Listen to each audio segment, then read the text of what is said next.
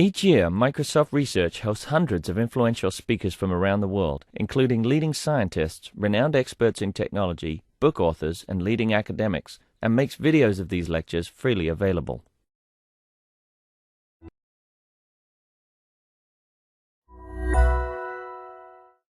So my name is Andy Wilson. I manage the Natural Interaction Research Group, and it was my pleasure to have James here for the last 3 months. He visited here, I guess, last year, and I was just struck by how much stuff we had in common in terms of the way we thought about computation and sensing, and in particular, some of the really great things he was doing with depth cameras. For many people, including people in the company here, it's all about skeletal tracking and tracking points and hand tracking, and his approach to it is completely different and much more nuanced and very interesting to me. And so he's going to talk a bit about that work. So he's a little bit about him. He's from New York, but he's a man of the world. He's done a lot of different things all over the place and exhibited all over the world. He's has a lecturer position at ITP, NYU's ITP, and has been working with what's the group at NCMU? The Studio for Creative Inquiry. Creative Inquiry, and has been involved with some other groups and is particularly active in the open frameworks community as well. Anyway, so I think this will be a really nice time to hear about things other than the things he showed yesterday, including the RGBD toolkit and Clouds documentary and all sorts of other cool stuff. Okay, great, thanks. Cool. Thanks for the intro.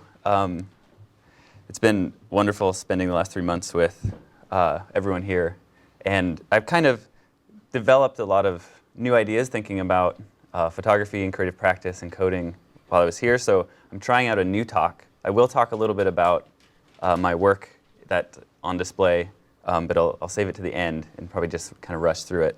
So I have about an hour, right? So since it's a new talk, I might be a little wonky on time, but I really want to talk about what I see something that's happening with image making right now in culture, and talk a little bit with how I'm engaging with it and how other people are engaging with it. So I think this is a really cool exhibition or a project to sort of frame this discussion. So this is a project by Eric Kessler. It was done in 2011. It's called 24 Hours. It's a room full of photo print of every photo that was uploaded to Flickr within a 24-hour period. And as you can see, it actually fills a very, very vast space, so something you can't even see the ends of it, and it's full of random curiosities. And it goes to show how Eric Kessler is a photographer. He's trained in photography, and he's starting to sort of deal with or grapple with the fact of how much imagery our culture is producing and uploading at every moment. And there's a statistic that I heard that I like to talk about with this is that 10% of all photographs were taken this year. And photography has it's not super new in terms of the Big Bang theory and all these large history, but the last year is only a fraction of a percent of photography's history, and yet it occupies a large percent of what photographs have been taken. So another appropriation project is Sunsets by Penelope Umbrico, and she's just been obsessively collecting pictures of sunsets from Flickr, and she shows them as prints. And I think this is a natural reaction to this large amount of imagery that we're coming, is to collect it and organize it and categorize it. But there's something else that's happening, which is about synthesis, and that's something that's happening here a lot. So I'll get into that. But I want to frame this discussion with a story by Borges, which is always great. And this is a very short story. This is the entirety of the story, is this paragraph. The translation is closely translated to on exactitude in science. And I'll just read it aloud. So he starts, "In that empire, the art of cartography attained such perfection that the map of a single province occupied the entirety of a city, and the map of the empire the entirety of a province. In time, those unconscionable maps no longer satisfied. and the Cartographers Guild struck a map of the empire whose size was that of the empire, and which coincided point for point with it. Now, the following generations, who were not so fond of the study of cartography as their forebears had been, saw that vast map as useless, and not without some pitilessness was it that they delivered it into the inclemencies of the sun and the winters. In the deserts of the west, still today there are tattered ruins of that map, inhabited by animals and beggars. In all the land, there is no other relic of the disciplines of geography. So, think what will happen to our work as we go forward with our obsessions. So I'm titling the beginning of this as the idea of computational photography within artistic practice. So, a lot of people here work with the computer science discipline of computational photography, but I want to show specific projects that you may not have encountered that are how artists or people, photographers, are working with computation to synthesize different ways of looking at the world, and in a lot of ways grappling with new forms of image making and the glut of imagery and available technology. So I'm going to start this talk. I'm actually talking as less of an artist and more as a curator, and show several projects that are not my own, but that I relate to and think are quite profound. I split it into two sections. The first is looking outward. And so this is a way of doing panorama photos that create these things called tiny worlds.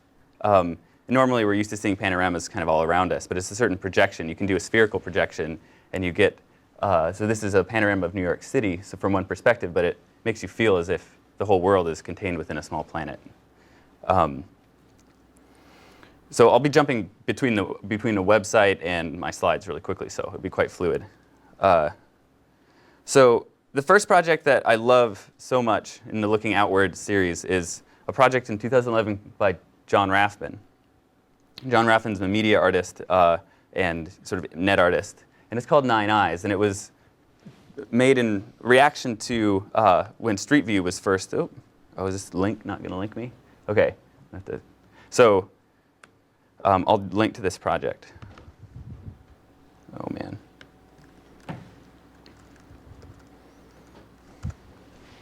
So this is a street photography project, really, but also an image appropriation project, because John Rathbun, as a photographer, didn't take any of these images, but instead he spent obsessive amounts of hours browsing through Google Street. Oh, you can't see it. Woo!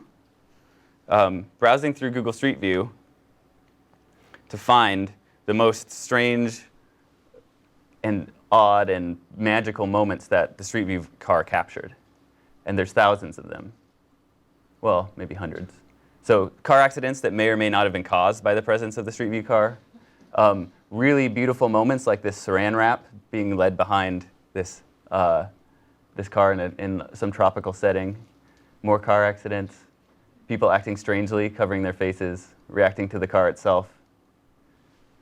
And in a lot of ways it draws from the traditions of street photography, but he never really took these photos. Who took the photos here? Was it Google? Is it John Rathbun? Or is it some sort of ad hoc collaboration?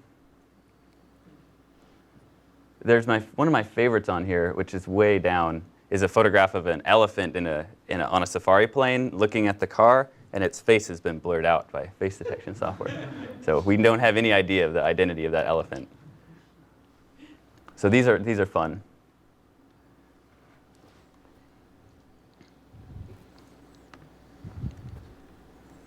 So the next project is called Google Faces by Cedric Kiefer, and he's a Berlin-based artist running a studio called Onformative.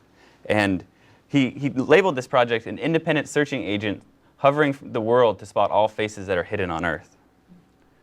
And it draws a little bit on this idea of pareidolia, which is the human concept and phenomenon of seeing faces in things where they aren't actually faces. So the fact that you can draw two circles in a sort of upturned line and everybody perceives it as a smiley face is that phenomenon. And now that we have advanced face detection software, I'm losing my cursor, computers have started to experience the joy of this phenomenon as well. So what Cedric did was he wrote an algorithm to download Google Earth tiles and just look, is there a face? Do you see a face? Do you see a face? And every once in a while, he would find a face. Or rather, the search algorithm would find a face. And inevitably, when you looked at those tiles that it would come up with, you too would see something a bit like a face. And so he has this running, constantly searching, looking for sort of the human, the man in the moon, it could be said, or perhaps the man on Earth now.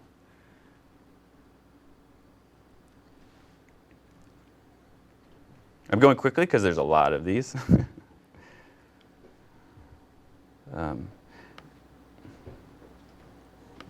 And maybe not so intelligent as, or sort of crafty as Cedric, but still is equally profound are postcards from Google Earth, which was the 2010 project by Clement Valla. And he, in a similar way to John Raffman, searched Google Earth looking for strange phenomenons that revealed the structure of how the algorithm worked and how the texture mapping integrated with the way you'd perceive these images. So most interestingly, the way that bridges were mapped as they went over vast terrains, because Google has a mesh. It knows the shape of the Earth, but it doesn't know subtleties like a man-made bridge that would go across the canal. So when you get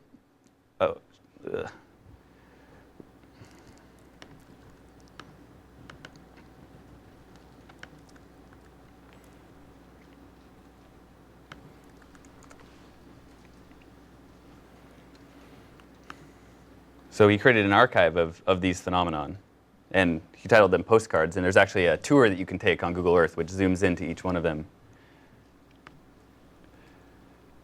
And recently, actually, as a side note, a great win for digital arts in the art world, these postcards were sold for quite a great sum at the first digital art auction.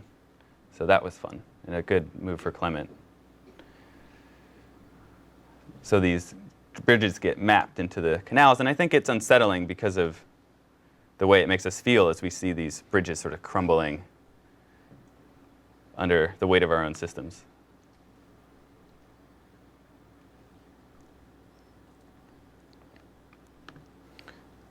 This one's pretty fun. So TNN Lax, which is they use open frameworks. They're an experimental lab. They do advertising and art projects in New York. And they made a project called Street View Hyperlapse, which lets you take a digital tour along a long stretch of highways inside along Google Street View.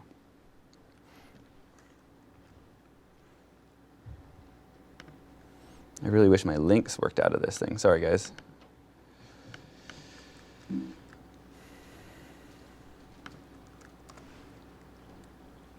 So I'll show just you can create your own with these. You can choose 2 points on a highway, and it'll generate a video for you. But they also have a nice little bumper video for it, with some road trip music to boot.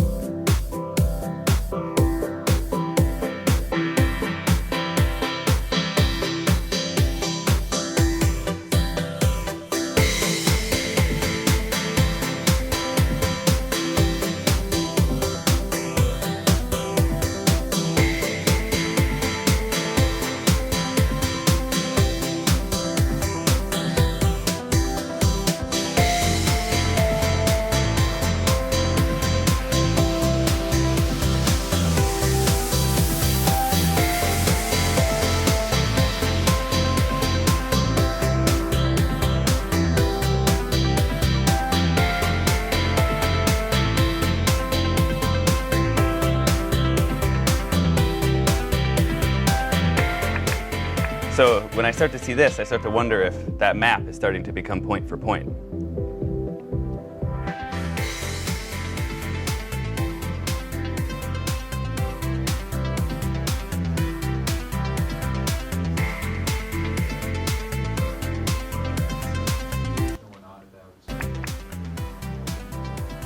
Yeah, I think you go in and you design camera moves that are cinematic to follow certain things. And so yeah, there's some filmmaking at play.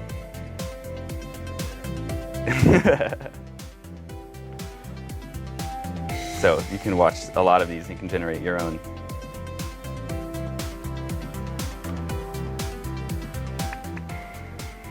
Certain moments. Yeah, definitely. But that comes a lot from also the shape of the road. I'm missing my cursor. There we go. So a final note, which I think is really beautiful and starts to blend into the next subject, is this project that just came out from ScanLab projects called Frozen Relics. ScanLab is an interesting group. They're based in the UK, and they, at first I was skeptical of them. I thought they were just bros with a LiDAR scanner. But they're studied in architecture, and they're able to use this 3D scanner to engage with a lot of contemporary issues. And I think this is the most profound of their projects to date. So it's called Frozen Relics, and they're working with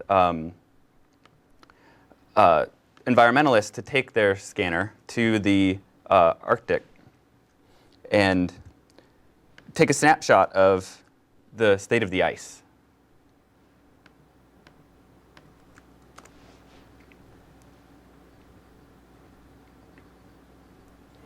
And with these high-definition scans, millimeter-accurate scans of miles and miles of ice, they recreated. Give myself some more room.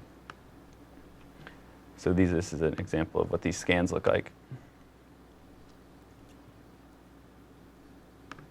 They recreated the current state of the ice and were able to fabricate it in a gallery actually out of ice. So you could see firsthand, of course it's very sort of didactic, but it's just there dripping and melting. But it's an accurate portrait of the current state of the environment, and is both scary but also laden with hope, because with these technologies perhaps we're able to intervene and actually know the damage that we're doing. So it's sort of an open question.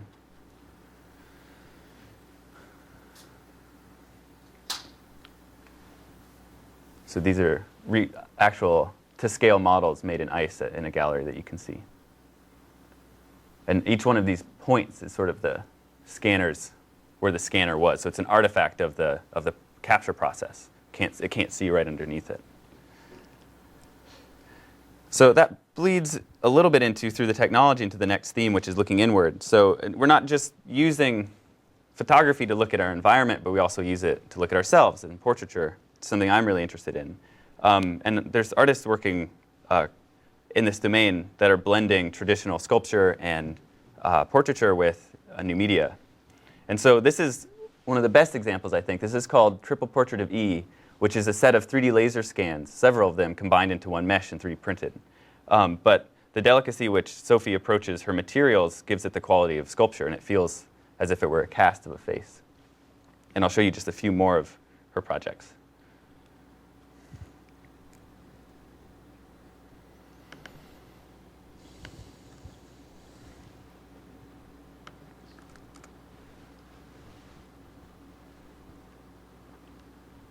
So all of these are collections of several scans that are 3D printed and assembled into these portraits.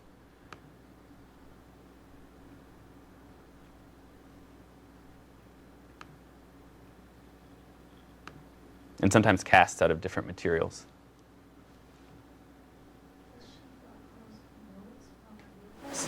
Yes, they're scans from a real person. No, it's 3D scans. It uses a laser scanner.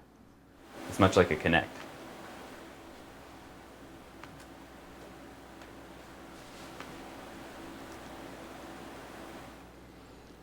Another group that is influential to me personally is the open-ended group, which are 3 collaborators out of MIT, now working in New York, I believe, who are really interested at the intersection of sensing and cinema.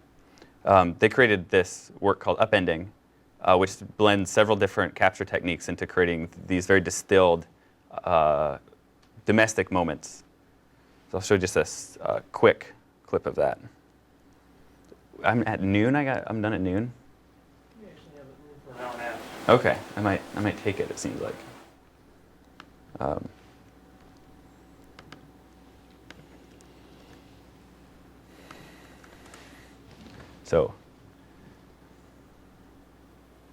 And I just want to point out that all of these projects have been done in the last 3 years. See if there's an excerpt here.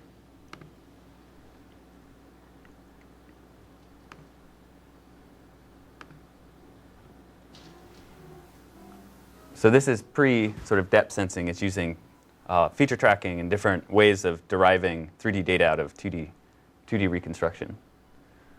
But it's an example of synthesis of many images together to create something that's more than their combination. We might want to get the lights just a little bit for the projection. Thank you. I think there's music as well.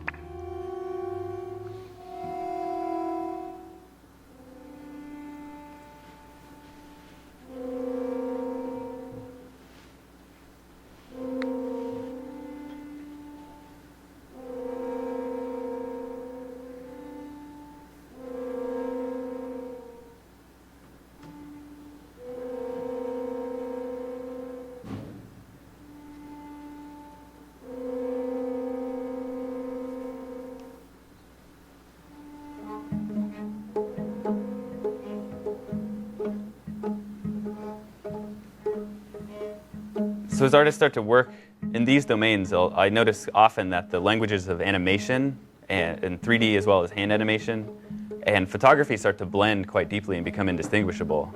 And I think that's a trend that we are seeing in a lot of these fields, is that synthesis and creating something from nothing and sampling things from the world and creating meaning out of that it's becoming quite blurry.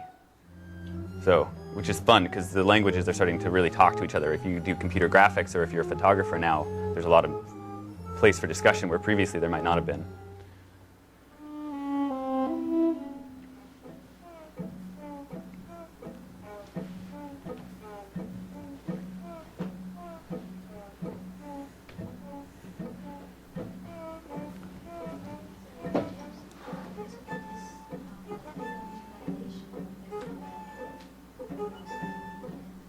Say again? See any linkage between this and the data visualization, let's say on the web? Yeah, I think I like to describe this type of work as a data visualization where your data set is time, color, and space.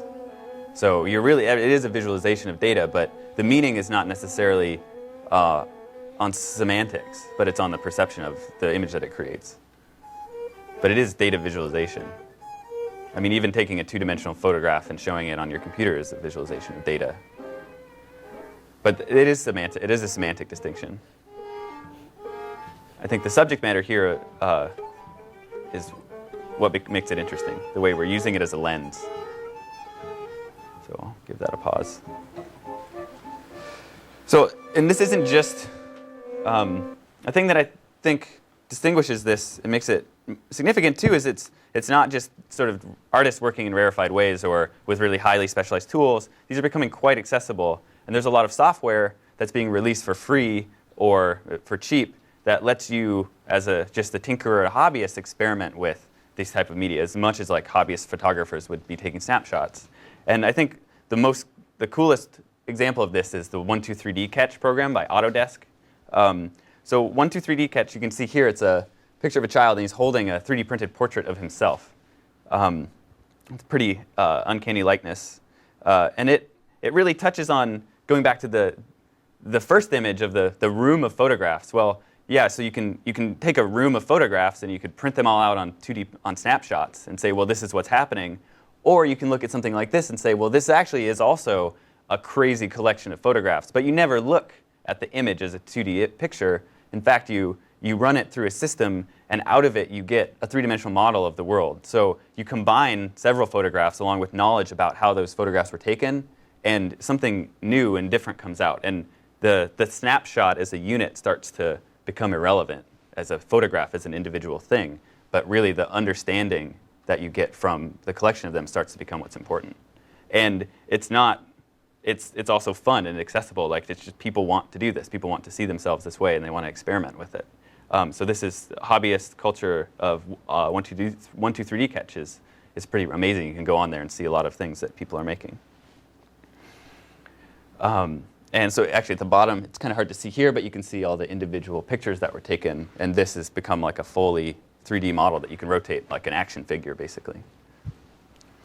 And this is being taken to the extreme by some people. And it kind of, this is where it becomes a little science fiction. my favorite example of this is this guy, Lee Perry Smith. And I've been following his work for the past 2 years. And he has a company called Infinite Realities. And he's been publishing a lot of very provocative and silly and fun, but incredibly accurate full 3D body scans using combinations of photographs. And recently, he's been publishing a lot of his stuff in 3D using the Oculus Rift, so you can watch it in an immersive thing. And I want to show you one of his videos.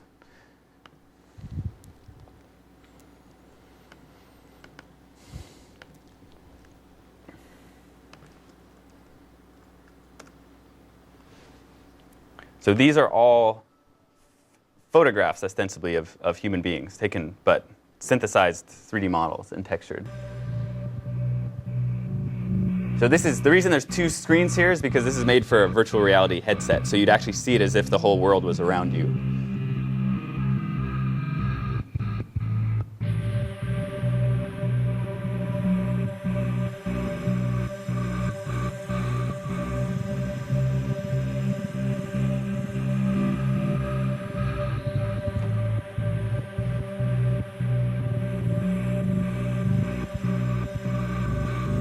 And the movement of the head is actually a person's natural movement of their head with a device that he's immersed in responding to.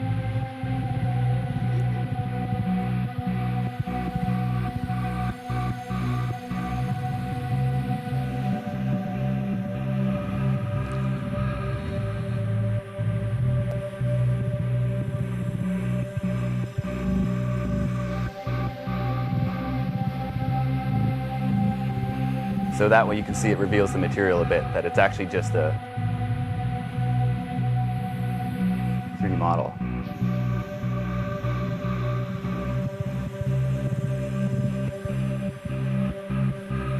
So it starts to suggest a few science fiction notions like teleportation, some things, feelings of the Matrix, or these things that have been suggested maybe starting 10 years ago, or Neuromancer, William Gibson and the cyberpunks.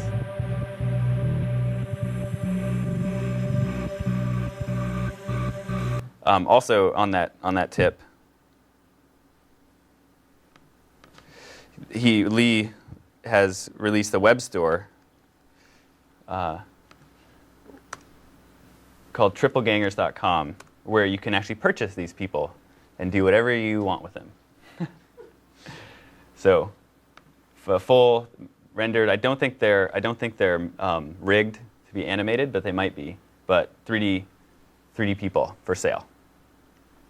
So, whatever fantasies that suggests.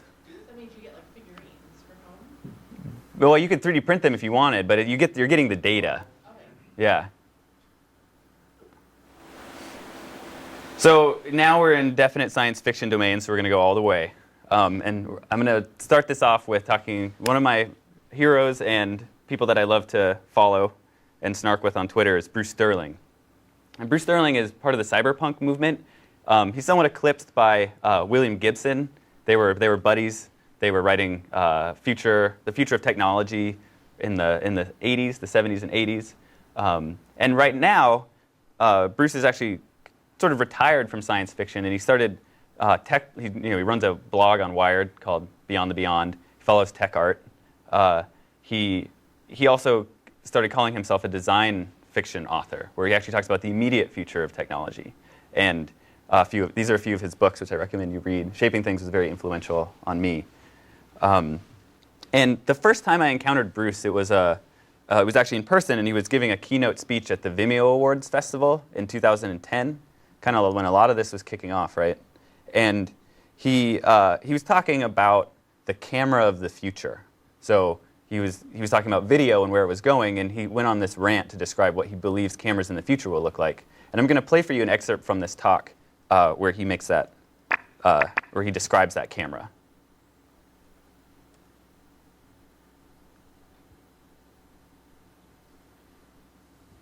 They would look something like this microphone, except probably a lot smaller. And this thing here, the head of the microphone, would be the lens. Except it's not a lens. It's just a piece of black fabric or glass. It's an absorptive surface.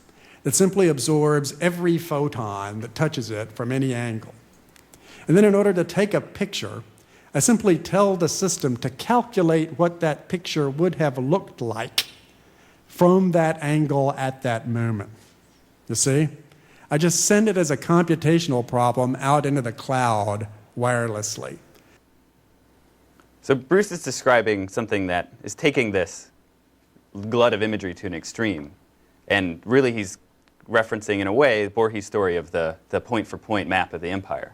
But instead of it being a map, it's actually a database of all time, color, and space that's ever been experienced. And if you want to take a picture, you model a lens in your computer software, you put it somewhere in space, and you give it a timestamp, and then you get a photograph of that moment. Obviously, it's an extreme version, but we are starting to see inklings of that notion coming up in reality. And actually, probably 2 weeks after Bruce gave this talk, this device was released. And when it was released, it was quickly reverse. The code, the way that it talks to a computer, was quickly reverse engineered. I should say it's the Microsoft Kinect. Most people here are familiar with it, but it's a video game controller that relies on gestural input to be able to interact with computers. So it actually perceives the way people are standing. And as Andy mentioned, it's very focused on skeleton tracking, on looking at humans and knowing how they stand. But what it did also was it took this really rarefied technology of 3D sensing and put it into people's homes and made it a common idiom that everybody had a 3D scanner in their house now. And that changed the way that we think about these things, especially because it became easy to reverse engineer, plug into your computer, and do what you want with it. Now, when this came out, the Open Frameworks community, which I was a part of, which is a coding community that work in open source, we created a way to interface with the device and started experimenting with it. And this was one of the first images that was published online in 2010 after the device is released. And when I saw this is a photograph of my friend Kyle McDonald, and he's looking into the lens of the camera. But actually, the camera that we're seeing, the perspective we're seeing, is off to the side. And it looks very frail and new, and there's a lot of missing pieces, and it's only black and white. It's very nascent. But the suggestion that you can look at a picture from a different angle than when it was taken seemed to resonate with me from what I had just heard Bruce Sterling talking about. And so I wanted to work in this domain. I wanted to do something with it. So then I'm blending now into my own work and in reference to the other stuff. So I just moved to New York at the time. I'd been living there for about a year. And I was spending a lot of time in the subway and thinking about urban spaces and cities, and commonly sort of brushing shoulders through places like this. And I had just heard a story on NPR about a surveillance system that had been commissioned by from Lockheed Martin by the MTA. And this surveillance system was unprecedented in scale. And what made it really unique was it was the first security surveillance system where no people would be looking at the images from the camera. Instead, all of these cameras that were being installed were getting piped directly into computers running software that was analyzing the images and trying to synthesize whether there was a risk at hand. And they spent millions of dollars installing this hardware and developing the software, and when they deployed it, it failed to function at all. And it resulted in huge lawsuits on both sides. And this is one of the only legal documents I've enjoyed reading, which is the court hearing from this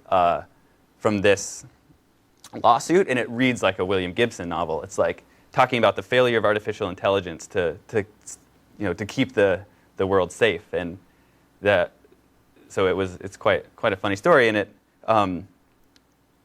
starts to suggest where are the actual innovations coming from, and is it going to go the direction that it's been anticipated? The failure of artificial intelligence to follow through. So I took this as an inspiration with the Kinect, and along with a photographer friend of mine, Alexander Porter, we took the device and we strapped a camera to it so that we could take photographs as well. And along with a car battery and my laptop and my backpack, we went to the subway and started taking photos to sort of imagine what this system would have looked like had it succeeded, or maybe how it would have seen the world.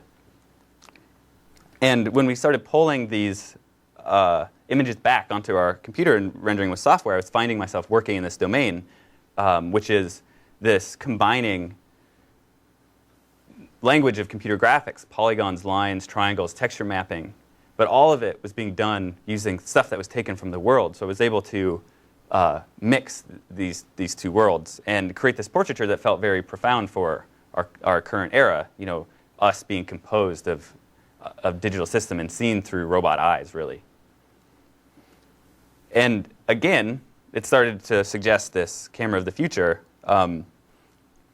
where I can take this. Maybe we can lower the lights for this one because the imagery is fairly dark. I don't know if that's. Oh, thank you. So that this photograph is actually the same moment in time and is the same photograph as this, but they're shown from two different angles, and actually decisions can be made after the fact that entirely alter what parts of the image are there and what parts are missing.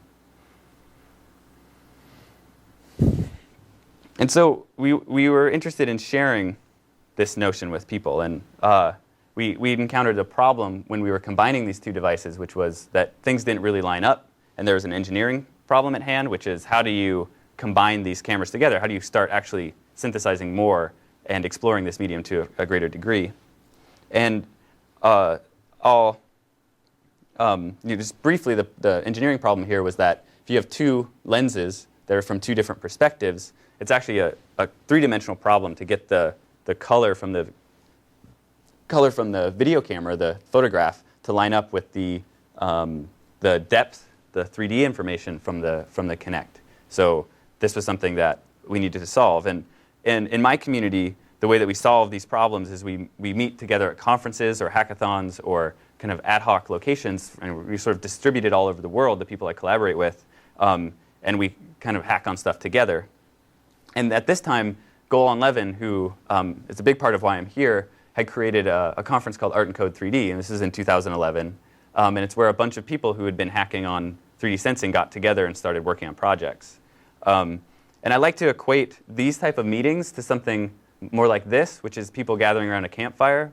And Open Frameworks, the open source community, we're always collaborating online. And so the internet is kind of like our campfire, where we're sharing stories and swapping ideas, but it feels very communal and it feels very almost tribal. You look out for each other, you get each other jobs, you help keep your independence, really, and you're open with your ideas.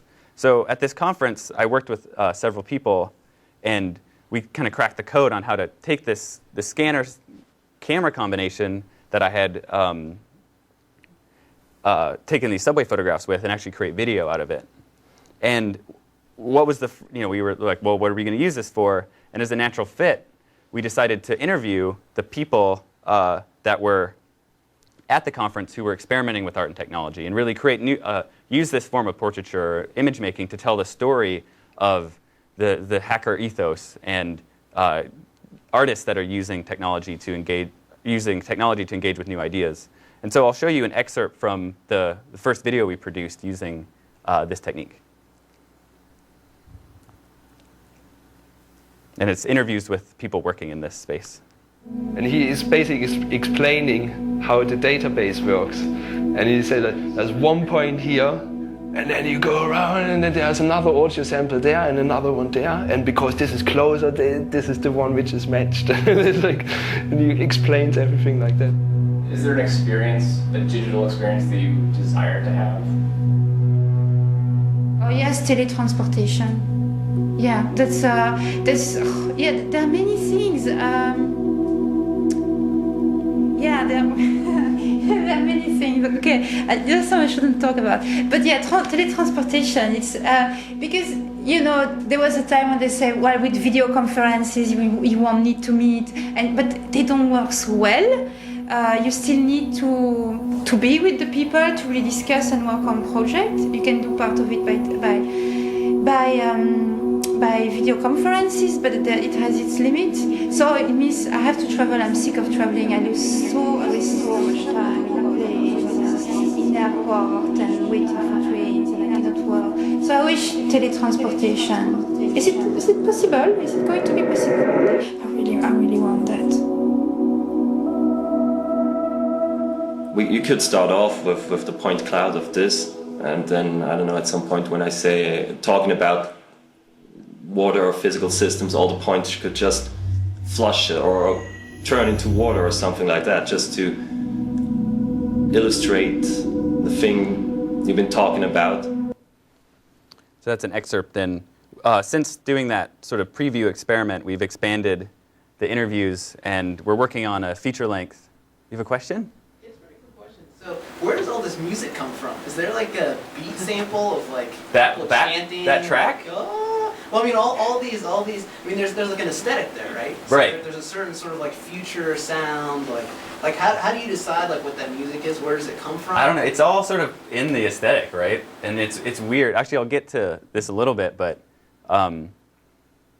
it's based on similar responses to the technological movements, and that's my perception. Like synthesis is almost like aesthetic. The celebration of technological aesthetic, which is dangerous, but often what underlies a lot of this stuff. I mean, that track was like an amalgamation of Aphex Twin and this guy Scott Gibbons. We mixed it a bunch for the. But yeah, like I don't know. I think it's a. I could type into the internet to like get that type of soundtrack. Oh. Like The Office or something like that. Yeah, I don't know. Maybe ambient electronic, Quartet, Daft Punk. There you go. So, yeah, good question. I'm very visual.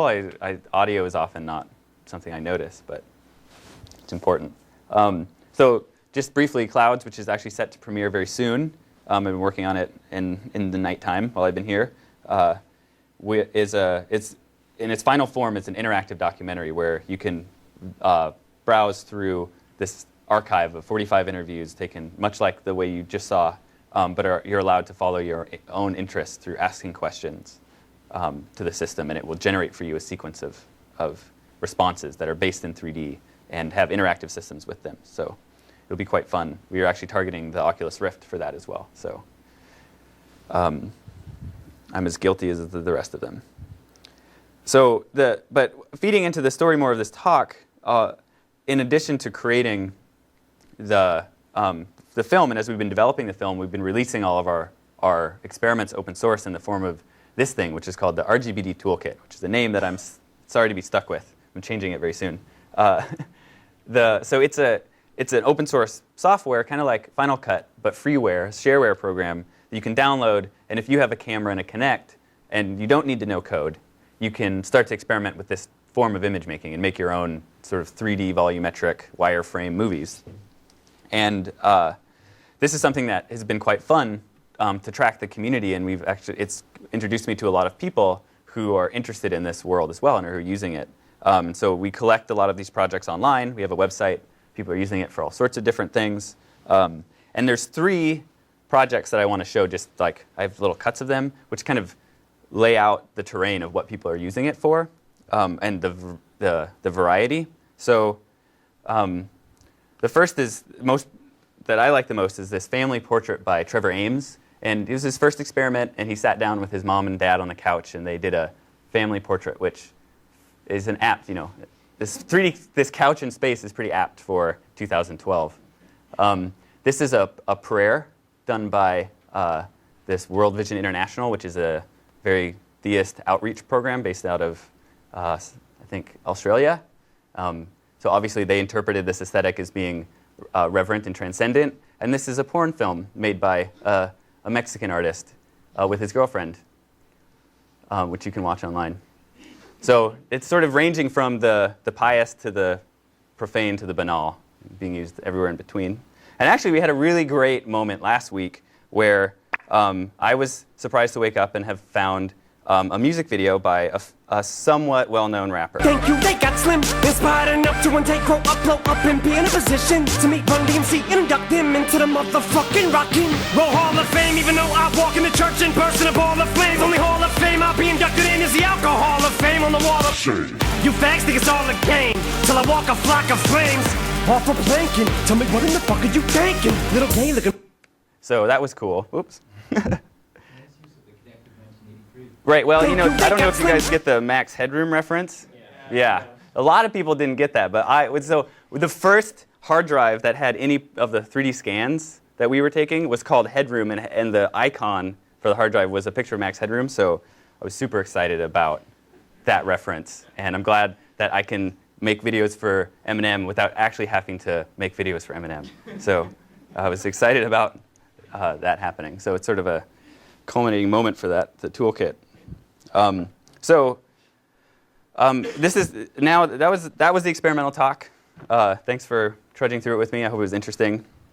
And I want to talk a little bit about the projects that I've undertaken here, so that when you're around the atrium and people ask you what the hell is this, you can maybe give someone of a more educated answer for where I was coming from in making these projects. So the first I'm going to talk about is the wall queries project, which actually I start. And it was inspired by, in a large part, this artist Saul Lewitt from the 60s.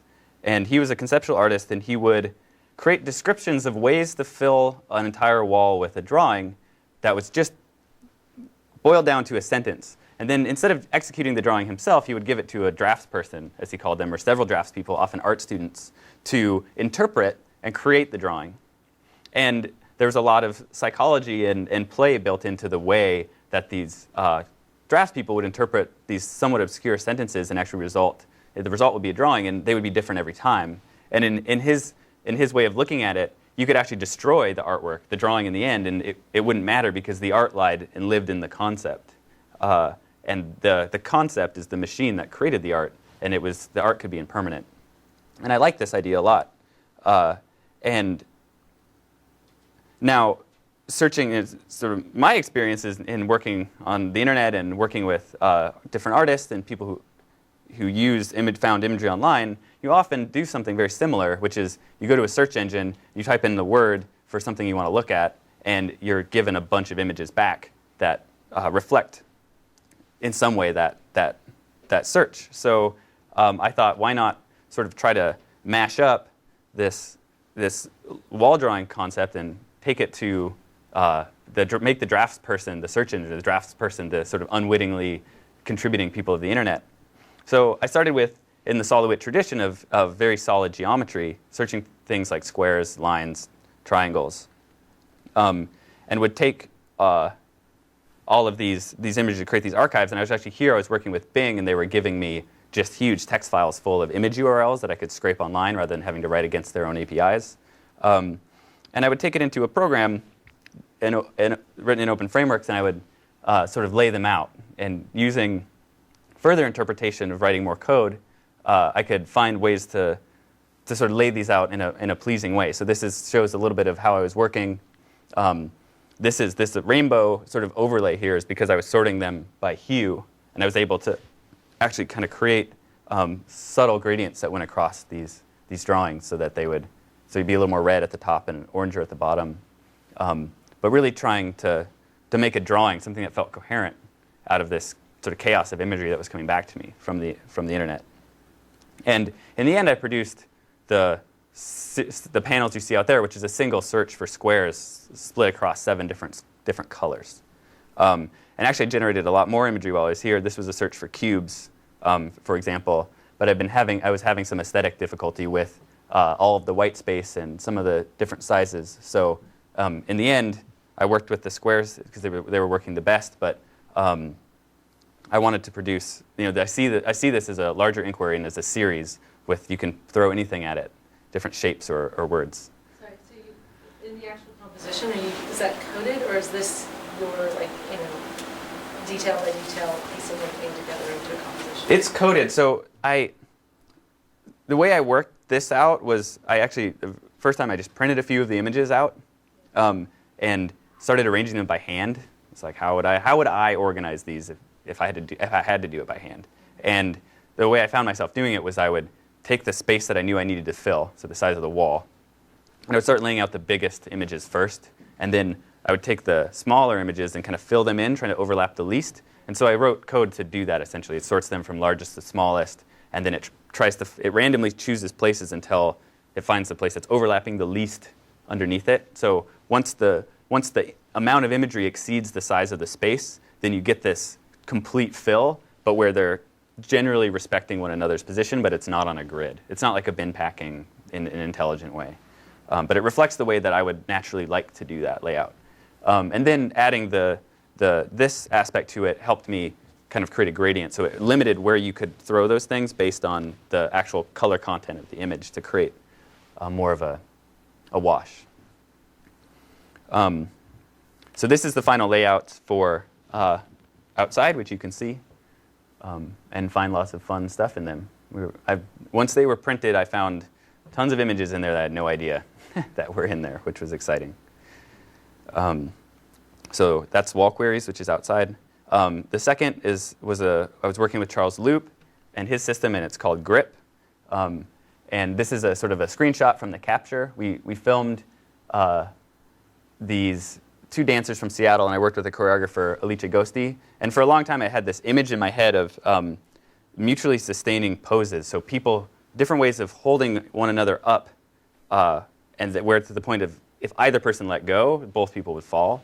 And just that sort of trust and tension that you can put into someone was very metaphorical. And for me, felt a lot like the process of sort of engaging with things and change and letting go and the inevitability of working with technology too. But it's a physical metaphor. And so I just have a few work in progress screenshots so you can kind of see the evolution that I went through. So it started with this, using Charles's code and processor, able to build a 3D voxelization out of that. Now, Charles had built it originally in a very controlled environment with a green screen, and our environment was much larger, and we didn't have the time or resources to build a green screen out of it, so we tried to do a luma keying effect and bring in other cameras for the color. Now, in the end, for aesthetic reasons, I went with just the black and white, just the figurative data, the 3D data. And we had, in order to, could you turn the lights down a little bit? You have trouble with a lot of the extremities and details, and ends up coming out almost feeling handmade, very sculptural, parts missing. And I'm as interested in the way these systems work as I am in the way that they fail, because that starts to define the way that we look in these mediums. And then because this is not a triangulation-based system, it's with the Connect stuff I'm doing, it's all composed of triangles. This is purely points in space. It's very dense. I was able to start playing with, and this is the psychedelic direction I was going one late night, but I was able to start playing with actually creating sort of sandstone feeling explosions of this texture and this feeling.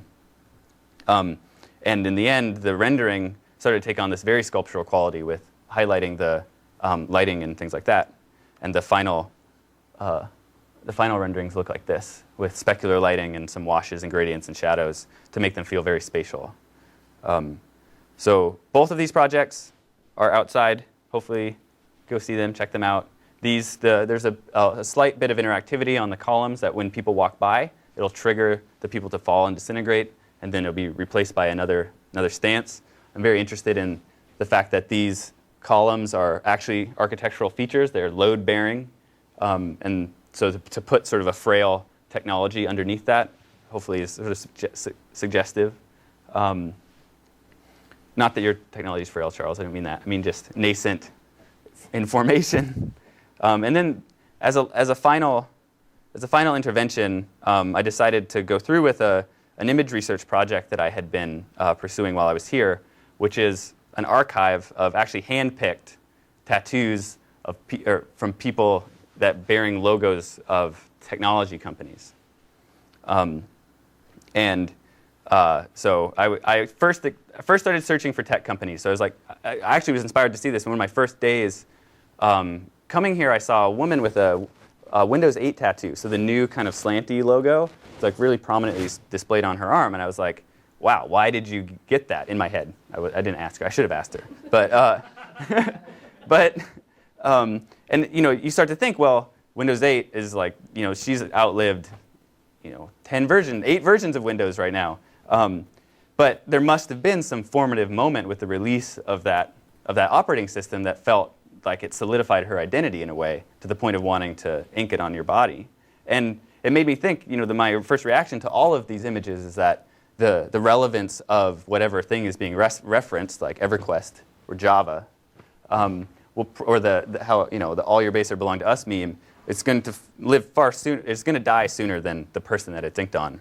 But that maybe the importance of these technologies is not their lasting impact, but their lasting impact on us and the way that we carry them with us in our memories, and that in fact it's still people in the end that want to bear these stories. And I expanded it to a lot of imagery that involved the desire to integrate technology into our bodies, and the feelings of being a machine, and which has influenced a lot of the way that we treat ourselves. This mechanistic perspective on life. So hopefully that is meant as a bit of a punchline to the whole thing, to lighten the mood a little bit. So I want to leave you with one note to kind of circle back the whole thing. For the Clouds documentary, we were actually fortunate enough to, if you recognize this guy, to 3D scan Bruce Sterling himself. And we asked when we, this is very meaningful for us, my collaborator Jonathan and I. We flew to Austin, where he lives, and did this extensive interview with him. And one of the questions, and this will all be out in the Clouds film when it's produced, and one of the questions we asked him was, we're standing here with this device that you inspired. You talked about this thing in 2010. What do you think of this new medium? What do you think of this experimentation and where things are going? And I'm going to play for you his response. And I'm not going to show any images, although we have them. I think it's more profound to just listen. And I'll close with this. No, I would describe your medium there as a lash-up.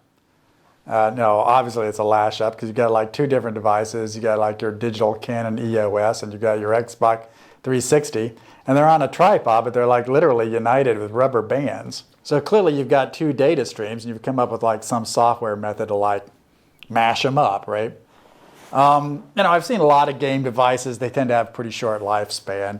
They're built with a very definite kind of planned obsolescence involved. So, a device like that has basically got the lifespan of a pet mouse, and the one on top of it has, maybe the lifespan of a cat. And, so I'm kind of happy to see them here, but I've seen their brothers and sisters and grandmothers and grandparents, and they're all in gigantic radioactive black plastic heaps somewhere in rural China. They really do have the lifespan of hamsters. So, you just have to be aware that you're like the hamster herder. If you're somebody who's 25 years old today and you're like an Xbox hacker, you're going to be like living 50 years from now. It's good to sort of understand what it is that makes you happy about it. Why do you want to engage with it? What is it within yourself that's going to enable you to get out of bed 15 years from today with a kind of undimmed enthusiasm? And that's a very valuable thing to have, and few creatives get it, really. But the kind of key to it is like finding it within yourself to give, not finding it within these devices, services, specific social situations, pieces of slang, You have to find this sort of inner wellspring. And it requires a kind of self-understanding that, not everyone has, and that's not easy to get. So, thank you for listening.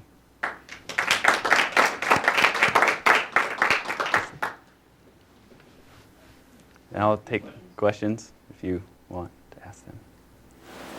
Yeah, pretty dark ending, sorry. I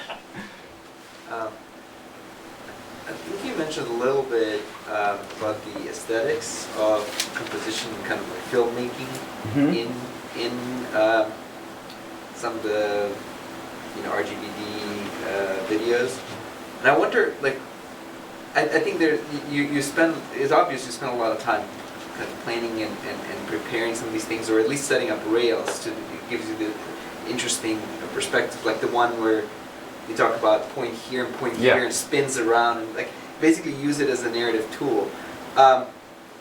What if this were to become a little bit more mundane and everyday?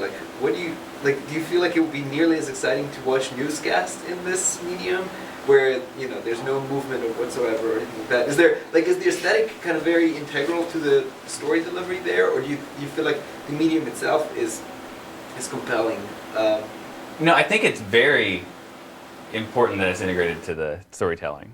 And I don't in any way suggest that, it should be ubiquitous or used for like newscasts or things like that. Now, I let other people suggest that when I release it open source, and I think that's kind of the provocation there, is how general is it? It's actually a genuine question to the world, and that's why I release it. Like, where will this go? I didn't think that Eminem would want to use it for a rap video. Like, that's absurd. But it's also integrated to the story there. So I think the thing that I'm constantly coming up against and discovering is it's used to talk about a very specific feeling in culture right now about sort of being immersed and overwhelmed and integrated with technological systems. And the aesthetic works really well for that, addressing those issues.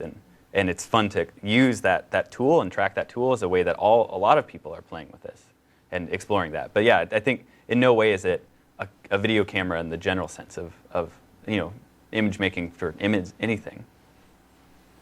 I think there's always this very interesting interplay between the technique and what it opens up and versus the composition that's there. Like you look at something like A Waking Life, right? As rotoscoped, and it was relevant. It took an insane amount of effort at the time to do it, right? And it would have taken Herculean effort 10 years before that, and now maybe it would be kind of trivial to do, but the art and the stories that it tell, endure. And I wonder, some of the things, especially putting it out like a toolkit, maybe there are artists who are thinking, in these kinds of compositional thoughts, who are now able to do that because the toolkit's available, and it's their story and whatever composition they have that will endure. Just like in your clouds piece, I think that that yes, there's some particular strapped together thing that you made that that the science fiction guy doesn't like because there's a lifetime of a mouse, but in the end you used it to capture these really interesting people telling these really interesting stories, and like Benko was saying, to kind of to do the composition around them in a way that enhances those stories, and that's what's going to endure. Yeah, well, you answered his question, right? And these are the ways that I try to answer that provocation, is that you are engaging with the current time, the people around you, the way, just creativity in general, and thinking novelly. And I think the danger is that you get recognition or attachment to a certain process or a certain device, and that you will die with it, And I think he wasn't indicting us. It was a warning from, a mentor in a way, yeah, I think that you said that, you answered that question very well. You think you would have been more impressed if you had gone in there with like a Litro camera? Because when he was talking about the microphone and shaped like this, it's like I was thinking Litro. All the way. I don't think any so camera would have impressed me. Litro, oh yeah, that's exactly what I was talking about. No, I think because you're capturing all the photons. Even if it was exactly what he was talking about, he's a disillusioned prophet. Like, he wouldn't be impressed by anything, and I think that's kind of his stance, I think he's very impressed by all of it. He's been tracking all of our work, and he's been very open to conversation. Was down to interview, I mean, he likes that, because I know him enough that his father was an engineer. He really envies engineers as an author. And one of the questions we asked him was like, what software do you write? He's like, something boring, like a word processor, And even though I don't think that's necessarily boring, but he was sort of self-deprecating in that way. So there's this, relationship where he has a larger view of the field and has the benefit of perspective and time, but where he still really respects the people that are out there on the ground making things. I sense he was sort of diminishing the whole thing in a way. And I mean, is that a form of self-deprecation too, then, you think? I mean, no, I think he was diminishing it as if it was premised on the fact that it was the future, or if it was this camera the future. But I think his statement is really that that thing doesn't exist as a single thing. It's not. It's going to be instantiated in all these different forms, but it's really that idealized thing is just an asymptote. It's just something that's in our mind, and that we're constantly working towards, and understanding why we're working towards that is important. Question is pretty abstract, so I'm trying to get it out and see how it goes. But okay. So around the notion of creativity and it being a very kind of human idea or human behavior, but in a lot of the explorations here, it kind of oscillates between the creativity of the machine. Like, is it possible that the soul within the machine has a perspective or has a process, or or is it more on the other side of these are digital prosthetics for us as we create? And new ways to do that. Yeah. I'd love to hear your thoughts just in that range. We talk a lot. I think computers are awful poets, but they're great collaborators, and I see it as, personally, in the way the art that I see successfully uses machines is a prosthetic for the artist's creativity, and it still needs to be the person who's talking or thinking or playing, and it allows you to do things that would otherwise be impossible by any other analog methods.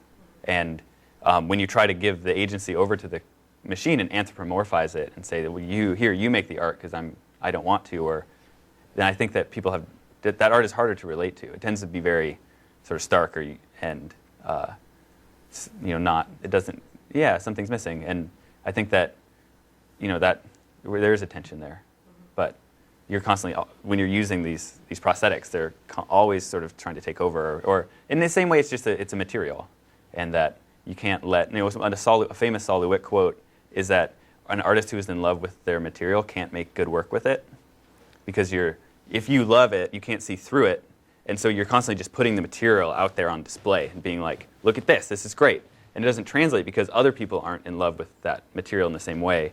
But if you're using it to go through something, actually, if you hate your material, you're going to use it in the most sparing way possible to get at what you want. And I think that would end up making better work. So this is a relationship that I'm having, because I definitely was in love with these 3D scanners, and now maybe I hate them in a way. And that's starting, hopefully, that tension starting to make me see through them a little bit better. And that's my challenge. Another question this is one that bothers me with some of the stuff that I do art-wise. Like, I feel like, when certain technologies appear, they can devalue a certain kind of art. Like, so before, like, photorealistic painting was really respected. It was an incredibly important thing.